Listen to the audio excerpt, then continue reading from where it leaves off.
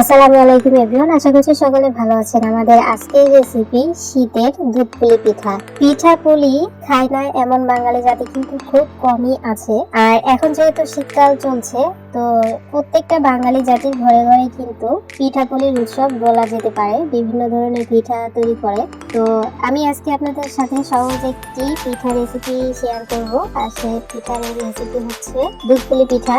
আশা করছি সকলেই চেনেন বা কিভাবে বানাতে হয় সেটাও জানেন। তবে যারা জানেন না বা যাদের কাছে পিঠা ভালো লাগে, দুধ পুলি পিঠা, আজকে ভিডিওটা তাদের জন্য। আশা করছি আপনাদের সকলের কাছে ভালো লাগবে এবং সহজ লাগবে। এবং আজকে সহজ পিঠা পুলি রেসিপি যদি আপনাদের সকলের কাছে ভালো লাগে, তাহলে অবশ্যই একটু সাপোর্ট করে সঙ্গেই থাকবেন। তো দুধ পুলি বানানোর জন্য আমি একটা কড়াইতে দিয়ে দিচ্ছি 2.5 কাপ পানি। মেজারমেন্ট কাপ দিয়ে আমি মেপে নিচ্ছি। পানিটা দেওয়ার পর এখানে দিয়ে দিব 1 চামচেরও একটু কম লবণ দেওয়ার পর পানিতে একটু বরফ তুলে নিতে হবে। তো দেখতে পাচ্ছেন পানিতে বরফ চলে এসেছে।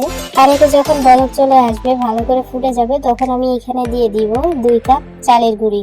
বাজারে যে শুকনো চালের গুঁড়ি কিনতে পাওয়া যায়, আমি এখানে সেটাই ব্যবহার করেছি। তবে আপনারা চাল বেটে চালের গুঁড়িটাকেও কিন্তু ব্যবহার করতে পারবেন। আমি খুব সুন্দর করে পানির সঙ্গে মিশিয়ে একটা ডো তৈরি করে নিব। তো দেখতে পাচ্ছেন আমি 2 কাপ চালের গুঁড়ি দিয়ে খুব সুন্দর করে মিশিয়ে নিয়েছি। আর আপনারা চাইলে 5 থেকে 10 মিনিট চুলার উপর ঢাকনা দিয়ে একটু ঢেকে রেখে দিতে পারেন। তবে আমি ঢাকনা দিয়ে ঢেকে দিলাম না, আমি ডাইরেক্ট ডোটাকে তৈরি করে আমি নামিয়ে নিলাম একটু ঠান্ডা করার জন্য। আর এর মধ্যে আমরা নারকেলের পুরটাকে তৈরি করে নিব। নারকেলের পুর মানে হলো পিঠার পুরটাকে আর কি রেডি করে দেবো। তো তার জন্য আমি একটা প্যানের মধ্যে দিয়ে দিচ্ছি হলো 2.5 কাপ নারকেল কোড়া। আমি মেজারমেন্ট কাপ দিয়ে মেপে দেখাচ্ছি আপনাদেরকে। আর এখানে একটা নারকেল আছে, একটা নারকেল পুরোটাই আমি দিয়েছি। তারপরে এখানে দিয়ে দিব বাজারের কেনা খেজুরের গুড়। একদম নতুন যে গুড়টা উঠেছে সেটা আমি এখানে দিয়ে দিচ্ছি 1 কাপ। 2.5 কাপ নারকেলের জন্য 1 কাপ গুড়ই কিন্তু যথেষ্ট। তারপর 5 থেকে 6টা এলাচ গুঁড়ো করে আমি দিয়ে দিচ্ছি ফ্লেভারের জন্য।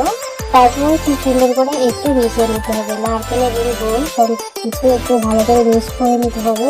যখন ভালো করে একটু মেশানো হয়ে যাবে, তখন এখানে দিয়ে দিচ্ছি জাস্ট 2-3 চিমচির মধ্যে 3 আঙ্গুলে যতটুকু লবণ ওঠে ততটুকু লবণ আমি এখানে দিয়ে দিচ্ছি। জাস্ট একটু স্বাদ হবে, পিঠার পুরটা খেতে ভালো লাগবে তার জন্য। আর এখানে দিয়ে দিলাম 2 তেজপাতা ছিঁড়ে দিয়ে দিলাম ফ্লেভারের জন্য।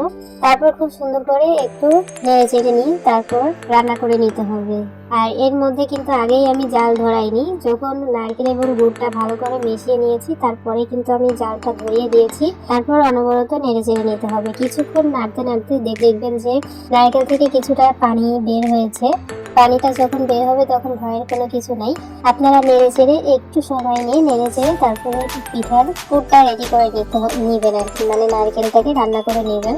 আর এখানে কিছুক্ষণ নাড়াচাড়ার পর আমি এখানে দিয়ে দিচ্ছি ছোট 1 প্যাকেট গুঁড়া দুধ। আমি এখানে দিয়ে দিচ্ছি। তবে আপনারা চাইলে আরো বেশি করে দিতে পারেন। পিঠার পুরটা খেতে ভালো না হলে কিন্তু পিঠাটাও কিন্তু খেতে ভালো লাগবে না। তো অবশ্যই পুরটাকে একদম খুব সুন্দর পারফেক্ট ভাবে তৈরি করার চেষ্টা করবেন। তো দেখতে পাচ্ছেন আমার পিঠার পুরটা কিন্তু রেডি হয়ে গেছে। পানিটা শুকিয়ে গেছে এবং শুকনো হয়ে গেছে। তো পিঠার পুরটা আমি নামিয়ে নেব। আর ভিতরে যে তেজপাতা সেগুলো আমি পরে ফেলে দিব যখন পিঠা আমি তৈরি করবো তখন। তো পিঠার পুরটা আমি নামিয়ে ঠান্ডা করে নিব। আর এর মধ্যে যে আগে আমি আটার ডো তৈরি করে রেখেছিলাম, সেটাই আমি এখানে একটু মথে নেব।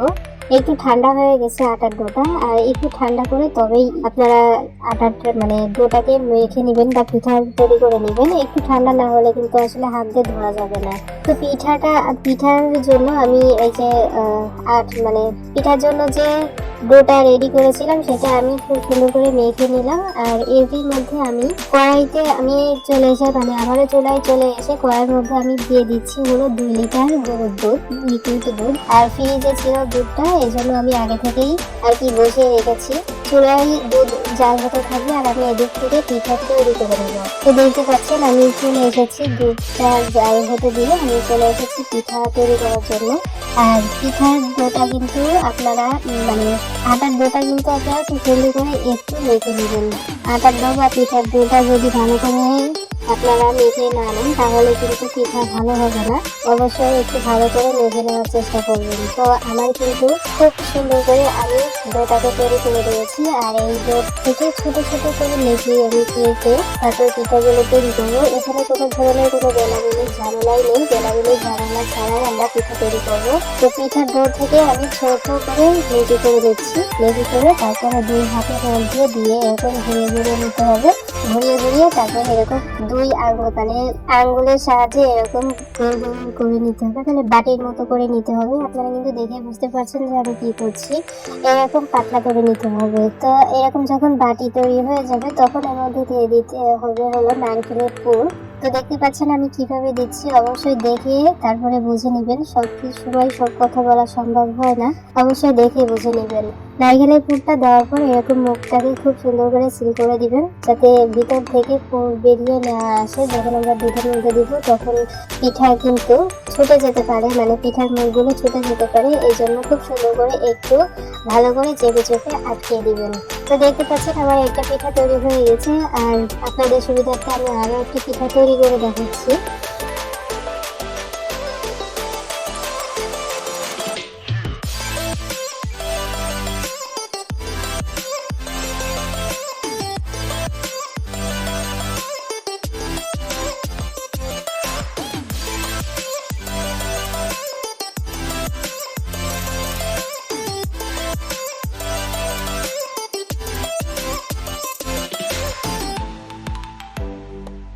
আমি অনেকগুলো পিঠা তৈরি করে নিয়েছি। পিঠাগুলো যখন বানানো হয়ে গেছে তখন চলে এসেছি চুলায়। চুলায় দেখতে পাচ্ছেন দুধটাকে জাল হয়ে একটু কমে গেছে। খুব সুন্দর করে কিন্তু দুধটা জাল করে নিতে হবে, দুধ জাল না হলে কিন্তু পিঠা ভালো লাগবে না। তো দুধটা যখন জাল হয়ে গেছে তখন আমি এর মধ্যে দিয়ে দিলাম তেজপাতা, চিড়ে দিলাম দুটো। আর এখানে 6-7টার মতো আছে হলো এলাচের গুঁড়ো। এলাচের গুঁড়োটা দিয়ে একটু নেড়ে চেড়ে নিতে হবে। ফ্লেভারের জন্য অবশ্যই কিন্তু এলাচের গুঁড়োটা ব্যবহার করতেই হবে, তা না হলে কিন্তু পিঠা খেতে ভালো লাগবে না।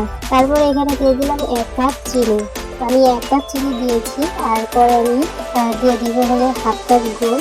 তো আপনারা যারা মিষ্টি খেতে পছন্দ করেন অবশ্যই একটু বেশি করে দিবেন। আমি যেরকম মিষ্টি দিয়েছিলাম তাতেই কিন্তু পারফেক্ট হয়েছিল। আপনারা চাইলে চিনিটাকে স্কিপ করে শুধুমাত্র গুড়টাকেও কিন্তু ব্যবহার করতে পারেন। তো আমি চিনি দিয়ে একটু নেড়ে চেড়ে নিলাম।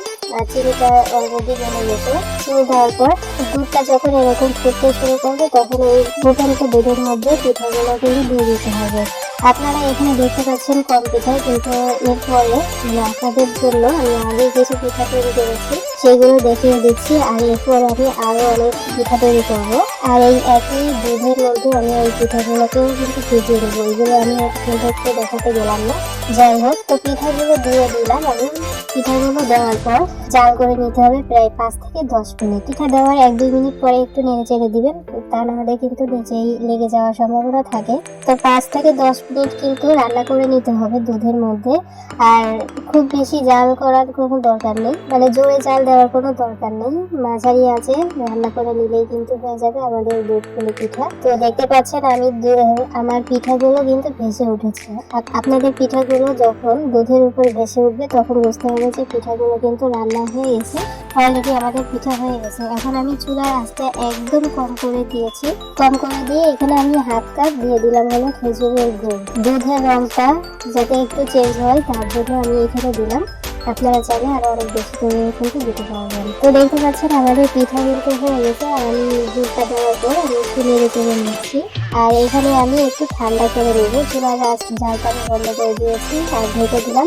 আমি একটু ঠান্ডা করে তারপরে আপনাদেরকে পরিবেশন করে দেখাবো। তো 15-20 মিনিট পরে আমি আপনাদেরকে পরিবেশন করে দেখাচ্ছি যে আমার পিঠাগুলো কেমন হয়েছে। আমার পিঠাগুলো কিন্তু এখনো অনেক গরম রয়েছে। আপনাদের দেখানোর জন্য আমি গরমটাই পরিবেশন করছি। আর যখন দুধের মধ্যে পিঠাগুলো থাকবে তখন আরো অনেক মজা লাগবে। আর পিঠাগুলো মানে শীতের পিঠা কিন্তু বাসি খেতেই ভালো লাগে। রাতে যদি আপনারা তৈরি করে রাখেন আর সকালে খান তাহলে কিন্তু অসম্ভব মজার হয়। আমার কাছে তো ভীষণ ভালো লাগে। আপনাদের কাছে কেমন লাগে অবশ্যই কমেন্ট করে যাবেন। তো আমি আপনাদেরকে পরিবেশন করে দেখাচ্ছি যে আমার দুধ পুলি পিঠাগুলো কেমন হয়েছে। দেখতে পাচ্ছেন মাশাআল্লাহ অনেক সুন্দর হয়েছে, অনেক লোভনীয় হয়েছে। আর পিঠার ভিতরটাও আমি আপনাদেরকে দেখিয়ে দিচ্ছি যে পিঠার ভিতরটা কেমন হয়েছে। দেখতে পাচ্ছেন মাশাআল্লাহ অনেক লোভনীয় যাচ্ছে, অনেক মজার হয়েছিল। আপনারা বাড়িতে অবশ্যই ট্রাই করবেন। আর শীত মানে হলো পিঠা পুলি, পিঠা না খেলে কিন্তু শীতটা আসলে এরকম ভাবে জমে না। তো আপনারা বাড়িতে কিন্তু অবশ্যই ট্রাই করবেন। আর আমার চ্যানেলে অলরেডি আরো কিছু পিঠার রেসিপি শেয়ার করেছি, অবশ্যই দেখে আসবেন। তো ফাইনালি আমাদের মূল রেসিপি এতটুকু। সবাই অনেক ভালো থাকবেন, সুস্থ থাকবেন। আর পরবর্তী ভিডিও দেখার আমন্ত্রণ জানিয়ে আজ এখানে বিদায় নিচ্ছি। আল্লাহ হাফেজ।